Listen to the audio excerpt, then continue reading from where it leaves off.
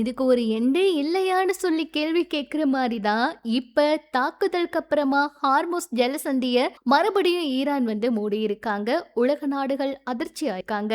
மத்திய கிழக்குல நிலவி வர போர் பதற்றத்துல ஒரு முக்கிய திருப்பமா லெபனான் மீது இஸ்ரேல் நடத்திய மிக கடுமையான வான்வழி தாக்குதல்களை தொடர்ந்து உலக நாடுகளோட மிக முக்கியமான எரிசக்தி வழித்தடமான ஹார்முஸ் ஜலசந்திய ஈரான் மீண்டும் மூடியிருக்கு.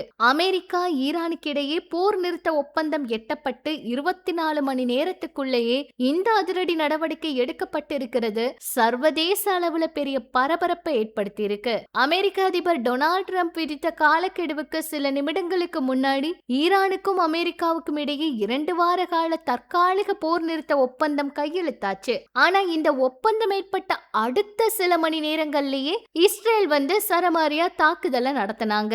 இதை தொடர்ந்து பாத்தீங்கன்னா விதிகளை மீறிட்டாங்கன்னு ஈரான் ஹார்முஸ் ஜலசந்தியை மறுபடியும் மூடுவதா அறிவிச்சாங்க. இந்த ஒப்பந்தத்துல லெபனான் நாடு மற்றும் அங்க இருக்க ஹெஸ்புல்லா அமைப்பு சேர்க்கப்பட்டிருக்கா அப்படின்னு அமெரிக்கா மற்றும் ஈரான் இடையே பெரும் கருத்து முரண்பாடு நிலவி வருது. இதை தொடர்ந்து உலகோட 20% அதிகமான கச்சா எண்ணெய் மற்றும் எரிவாயு போக்குவரத்து நடைபெறும் ஹார்முஸ் ஜலசந்தி மூடப்பட்டிருக்கு. உலக நாடுகளை அதிர்ச்சியில ஆழ்த்தியிருக்கு. இந்த வழித்தடத்தை பயன்படுத்தும் கப்பல்களுக்கு ஒரு பேரல் எண்ணெய்க்கு $1 கட்டணம் வசூலிக்க ஈரான் திட்டமிட்டு இருக்கிறதா செய்தி வெளியாச்சு. இப்ப முழுமையாவே அவங்க அதை மூடி இருக்காங்க அப்படிங்கிற தகவல் தான் வெளியாகிருக்கு. இனி உலக அளவுல என்ன ஆகுமோ, எரிபொருள் விலைய கண்டிப்பா உயரும் அப்படிங்கிற மாதிரி தகவல் வெளியாகிருக்கு. இந்த சூழல்ல மத்திய கிழக்குல மறுபடியும் ஒரு முழு அளவிலான போர் வெடிக்கும் அபாயமும் ஏற்பட்டிருக்கு.